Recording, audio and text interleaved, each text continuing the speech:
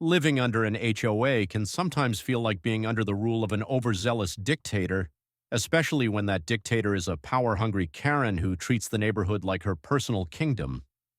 It started innocently enough, or at least it seemed that way at first. I'd been living in my home for a few years, and despite the usual HOA annoyances, like being nitpicked over my grass length or getting passive-aggressive emails about my trash cans, I hadn't really had any major problems. That all changed when Karen got elected as the HOA president. The moment she took office, it was as if she had been waiting her entire life for the chance to wield power over others, and unfortunately for me, my car became her primary target. The first warning came via an official-looking letter taped to my door, which stated that my car was in violation of HOA regulations for being parked on the street overnight. This was confusing because the HOA's own rules stated that residents were allowed to park on the street as long as their vehicle was properly registered and didn't block driveways or fire hydrants. My car met all those conditions. It wasn't abandoned, it wasn't an eyesore, and it definitely wasn't causing any problems for the neighborhood. I initially assumed it was some kind of clerical mistake, so I ignored the warning. That turned out to be a big mistake because Karen wasn't just sending out empty threats, she was already plotting her next move. A few days later, I woke up to find my car had been towed. No warning, no second notice, nothing. Just gone. My first instinct was to panic, thinking my car had been stolen, but after checking with the towing company, I found out it had been impounded at the HOA's request. I had to pay several $100s in fees to get it back, and when I confronted Karen about it, she smugly informed me that residents who can't follow the rules should face the consequences. I pointed out that I was following the rules, and her response was to double down, claiming that I must have misunderstood the HOA guidelines. That was the moment I realized this wasn't about enforcing rules, it was about her trying to exert control. After getting my car back, I started documenting everything. I reviewed the HOA's bylaws and even spoke to a few other neighbors who had experienced similar harassment. Karen had a history of targeting people she didn't like, bending the rules to her advantage while ignoring violations from her friends. One neighbor had been fined for having a small garden gnome in their yard, while another had received multiple citations for a barely visible crack in their driveway. Meanwhile, Karen's friends could break rules freely. Some of them had junk cars sitting in their driveways and others parked illegally all the time without consequence. It was blatant favoritism, and I was determined to fight back. The next time my car was towed, I was ready. I had installed security cameras facing the street, and I caught footage of Karen personally calling the towing company and standing by as they hauled my car away. I confronted her with the evidence, but she just smirked and said, "It's for the good of the community." At this point, I knew I needed to take things to the next level. Karen had made it clear that she wouldn't stop until she got her way, but what she didn't realize was that I wasn't the kind of person to back down easily. If she wanted a fight, she was going to get one, but I was going to do it legally and make sure she paid the price for her petty power trip. If I thought Karen would back off after being confronted, I was dead wrong. If anything, she doubled down. It became clear that she saw me as a personal enemy, someone who had the audacity to question her absolute authority. She was determined to make my life miserable in any way she could, and she had the HOA board wrapped around her finger. Unfortunately for her, I had no intention of playing the victim. A week after the second towing incident, I received a stack of violation notices in my mailbox. These weren't just generic HOA warnings, they were targeted, nitpicky, and absurd. My lawn was too dry, my trash cans were not properly stored, even though they were in the exact spot they had always been. My front porch light was too bright, despite using the same bulb as my neighbors. It was harassment, plain and simple. But the worst part? She had the power to fine me for each of these so-called infractions. The fines started piling up, and each one came with a smug email from Karen reminding me that compliance is non-negotiable. At first, I thought maybe the HOA board would step in and rein her in, but I quickly realized they were either too scared to challenge her or fully complicit. I spoke to a few neighbors, and they confirmed that Karen had been getting away with this for months, maybe even years. She had a reputation for using HOA policies as a weapon, and no one had been able to stop her. But I wasn't just going to take it, I needed to fight back, and I needed to do it smartly. The problem was that Karen knew how to push just far enough to make life unbearable without crossing any obvious legal lines. But she wasn't perfect, and I was determined to catch her slipping. That's when I started digging deeper. First, I went through the HOA's financial records. This wasn't easy because Karen kept everything locked down, but a helpful neighbor, who was also fed up with her, managed to get access to some documents. What I found was shocking. Karen had been approving unnecessary HOA expenses, many of which seemed to benefit her directly. There were excessive payments to landscaping companies that never seemed to do any actual work, and there were fines being issued inconsistently, often waived for her friends but enforced ruthlessly against people she didn't like. But even with this, I knew I needed something bigger. I needed proof that she wasn't just bending the rules, she was breaking them. That's when Karen made her biggest mistake. One morning I came outside to find yet another violation notice taped to my door, but this one was different. It stated that my car was an eyesore and would be towed again if I didn't move it. But here's the thing. I had been parking in my driveway for the past week, specifically to avoid another towing incident.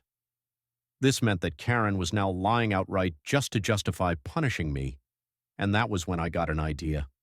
I started monitoring her behavior even more closely, setting up cameras and keeping an eye on her movements. It didn't take long before I hit pay dirt. Karen wasn't just enforcing rules selectively, she was breaking them herself. I caught footage of her parking her massive SUV in clear violation of HOA rules. She routinely blocked sidewalks, double parked, and even left her vehicle in fire lanes when visiting friends. The same woman who had my car towed multiple times for supposed rule violations was blatantly ignoring the same regulations herself. That's when it clicked. If Karen was willing to play dirty, then so was I. But unlike her, I was going to do it legally. I started compiling all my evidence, her financial mismanagement, her selective rule enforcement, and now her repeated parking violations. But I needed one final blow, one move that would truly bring her reign crashing down. And that's when it hit me. If she could get my car towed for rule violations, then I could get her SUV towed too. Karen had built her power on intimidation, but she had also built it on the assumption that no one would ever fight back. She thought she was untouchable, but what she didn't realize was that I wasn't just planning on stopping her. I was going to completely dismantle her grip on the HOA, and it would start with her precious SUV getting legally impounded right under her nose. I made my calls, I prepared my documentation, and I set the trap. She had no idea what was coming. Karen had spent months making my life miserable, towing my car repeatedly under bogus HOA violations, issuing endless fines and flexing her unchecked authority over the neighborhood. But now she had finally made a mistake, one big enough for me to turn her own tactics against her. She had been parking her oversized SUV in blatant violation of HOA rules, and I had video evidence to prove it. If she could use HOA regulations to justify my car being impounded, then by that same logic, I could have her vehicle legally towed. And that's exactly what I was going to do. I knew I couldn't afford to rush things. If I acted too soon, she might catch wind of my plan and find a way to weasel out of it. No, I needed to make sure that when the hammer fell, it hit hard, so I started by gathering even more evidence. I documented every single time she parked illegally. My security cameras captured her parking in fire lanes, blocking sidewalks, and even taking up 2 spots in the community's visitor lot. I timestamped everything, compiled a folder of clear violations, and even spoke to other neighbors who had been victims of her selective rule enforcement. Some were scared to get involved, but a few, especially those she had targeted, were more than willing to sign statements confirming what had been happening. Then I went straight to the county's parking enforcement division. See, Karen had been operating under the assumption that the HOA's authority was absolute, that she could pick and choose which rules applied and to whom. But HOA rules don't override actual laws, And when it came to things like blocking fire lanes or parking illegally in areas governed by city ordinances, the local government had final say. So I filed an official report with the city's traffic enforcement office. I included my evidence, highlighted the repeat offenses, and made it clear that this wasn't a one-time mistake. This was habitual abuse of parking regulations. The best part? The city officials took it very seriously. Fire lanes and obstructed sidewalks aren't just minor infractions, they're safety hazards. If an emergency vehicle needed access and her SUV was in the way, lives could be at risk. The moment the city saw the footage, they assured me they would take immediate action. But I wasn't done yet. Since Karen loved to wield HOA regulations as a weapon, I decided to hit her with her own rule book. I formally reported her violations to the HOA board itself, but I didn't just send a complaint. I sent a public notice to the entire community. See, Karen had a bad habit of keeping things quiet, handling HOA matters behind closed doors where she could manipulate the outcome. But when official reports are submitted openly to all HOA members, suddenly she couldn't just sweep them under the rug.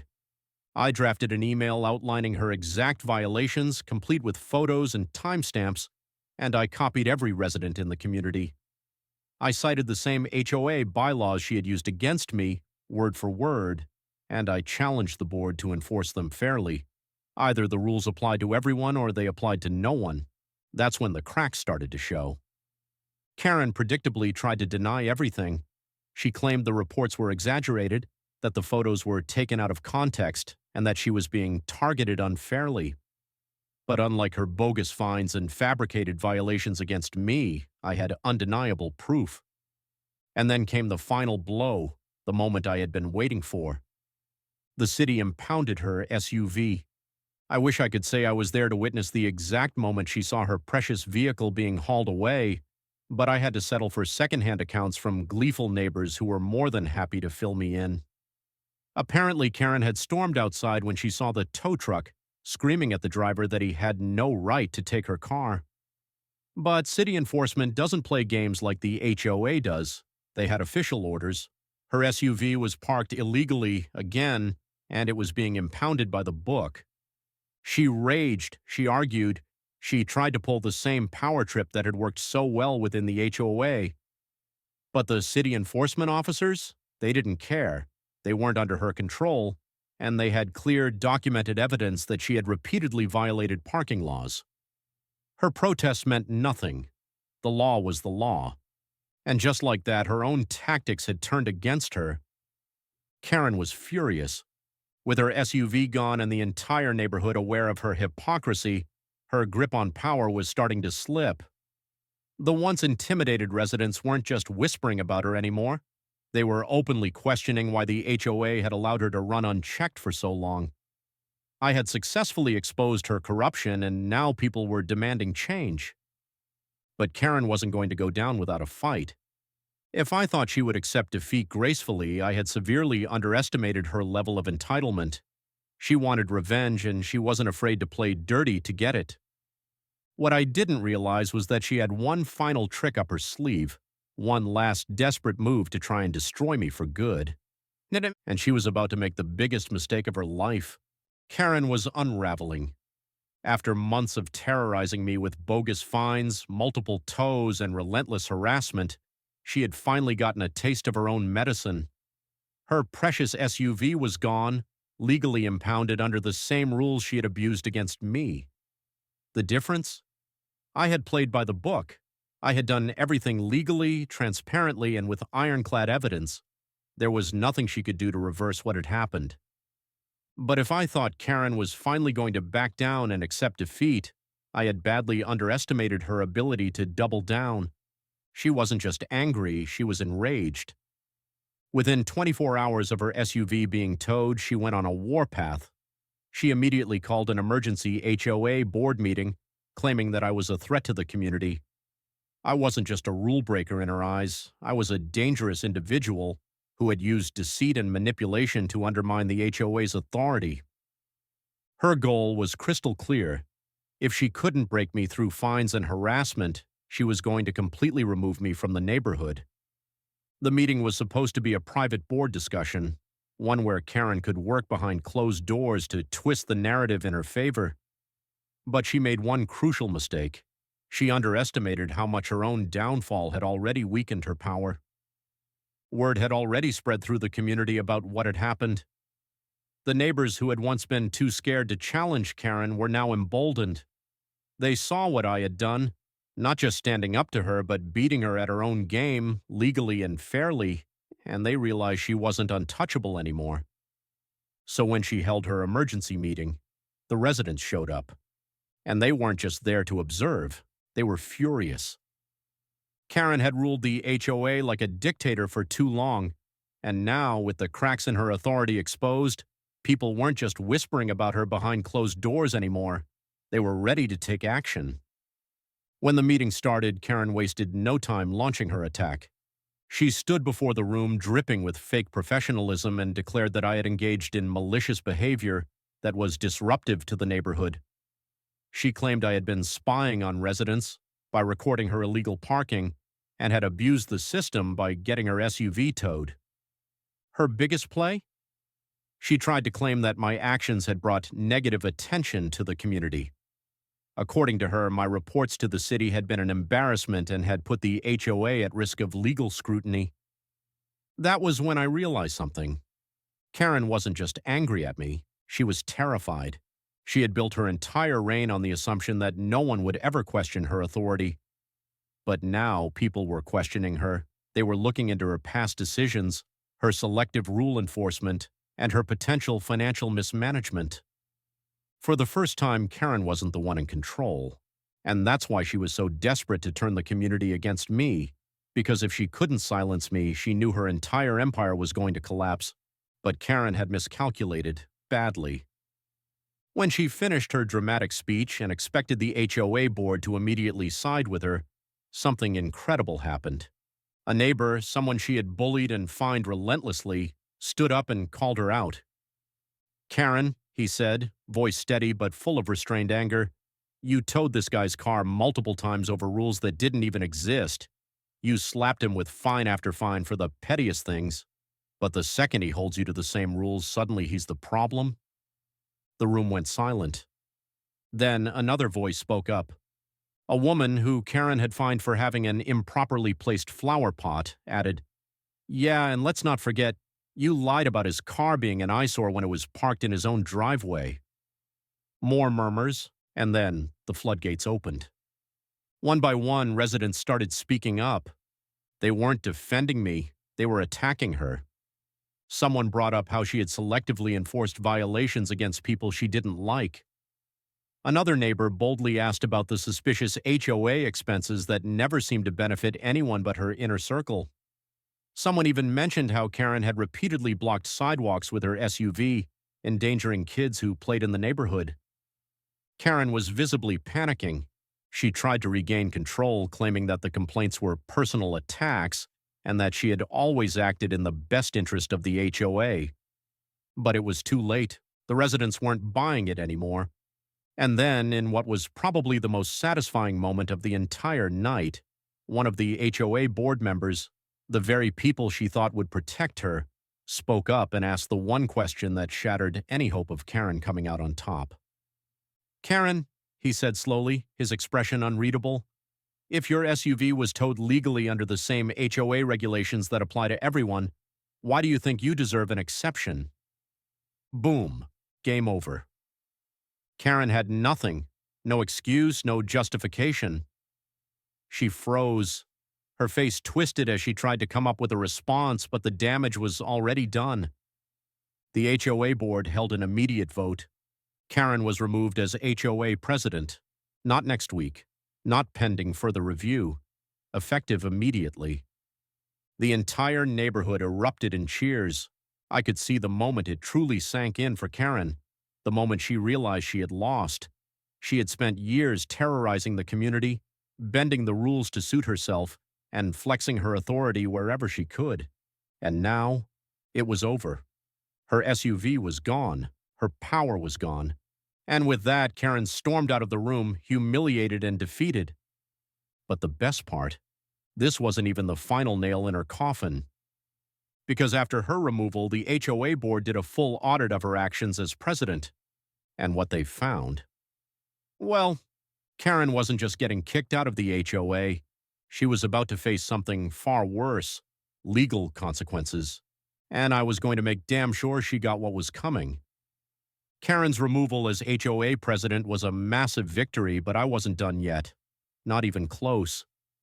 For months, she had weaponized the HOA's authority, bent the rules to suit herself, harassed residents with unfair fines, and personally targeted me with illegal tows. She thought she was untouchable, that no one would ever challenge her. But now, she was stripped of her power, exposed as a fraud in front of the entire community, and facing the full weight of her own hypocrisy. But here's the thing. Karen wasn't just corrupt, she was also reckless. And when the new HOA leadership started investigating her past decisions, they uncovered something that turned this entire situation from a petty HOA feud into something much, much bigger. After Karen's public humiliation and forced resignation, the new HOA board wasted no time digging into her past actions. The community demanded a full review of all the fines she had issued, the financial records she had controlled, and the decisions she had made behind closed doors. And let's just say, it didn't take long for things to get ugly. The first major red flag? Karen had been pocketing money. See, when the HOA collects fines from residents, that money is supposed to go toward community improvements, things like landscaping, maintenance, and amenities. But under Karen's rule, that money had mysteriously disappeared. The HOA's financial records showed thousands of dollars in questionable transactions, including fake vendor payments, unauthorized expenses, and massive overcharges for services that never seemed to happen. The landscaping company? Turns out it was a business owned by one of Karen's relatives. The contractor who supposedly repaired the community gate? There was no contractor. The money had just vanished. Even worse, Karen had been selectively enforcing HOA fees to punish people she didn't like, while giving her friends a free pass. Multiple neighbors reported that they had paid hefty fines for minor infractions, while Karen's inner circle had violated the exact same rules without consequences. And then there was the towing scam.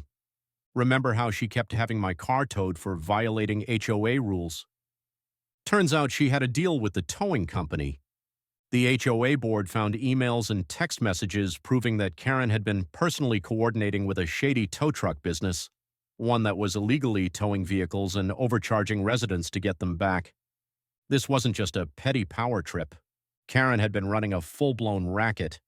She wasn't just abusing her position, she was committing fraud. And now, she was about to face real legal consequences. When the HOA board discovered the extent of Karen's corruption, they didn't just issue a community-wide statement. They called the authorities. With hard evidence of financial mismanagement, fraud, and HOA abuse, the local government got involved. And let me tell you, when they started digging deeper, it got even worse for Karen, because she hadn't just been using HOA funds for personal gain. She had failed to file proper tax reports on HOA expenditures, which meant she wasn't just dealing with the local legal trouble. She had IRS problems. The audit led to a full financial investigation, and the moment tax fraud came into the picture, it was game over. Karen was hit with multiple lawsuits, from the HOA itself, from individual residents she had scammed, and eventually from the city for financial misrepresentation. Oh, and remember that towing company she had been illegally working with? The city shut them down, fined them heavily, and revoked their business license. Karen tried everything to avoid the consequences. She played the victim, she tried to shift the blame onto the old HOA board, and at one point she even threatened to sue the community for defamation. But no one was buying her lies anymore. And then, the final nail in the coffin. With lawsuits piling up, fines increasing, and the IRS breathing down her neck, Karen's entire world started crumbling. She was forced to sell her house just to cover her legal fees. She was banned from holding any HOA position ever again. And worst of all, her former friends, her own allies, turned against her. The same people who had benefited from her selective rule enforcement, the ones who never got fined because they were part of her clique. They threw her under the bus the moment things got serious. When the lawsuits rolled in, they distanced themselves immediately, claiming that they had no idea what Karen had been doing and that she had acted alone. They left her to take the full brunt of the legal consequences, and with no money, no allies, and no power left, Karen was completely destroyed. Her once iron grip over the HOA gone. Her reputation shattered. Her home sold. And after years of terrorizing the community, abusing her position, and ruining lives just because she could, she was the one who ended up losing everything. When I first started this fight, I wasn't trying to destroy Karen's life. I just wanted to be left alone. I wanted to live in my own home without being harassed, without being towed unfairly, without having to deal with petty fines designed to make my life miserable. But Karen, she couldn't let it go. She had to double down every single time, thinking that her power was absolute and that no one would ever stand up to her. But she forgot one important thing. Bullies only win if people are too afraid to fight back. And the moment I refused to back down, the moment I held her accountable using the same rules she enforced on others, her whole empire collapsed. In the end, I didn't just win. I exposed a corrupt fraud, got a corrupt system cleaned up, and freed an entire community from the grip of an HOA tyrant who had gone unchecked for way too long. And Karen? She learned the hard way that when you live by abusing the rules, you die by them too. Justice was served, and I had never felt more satisfied in my life.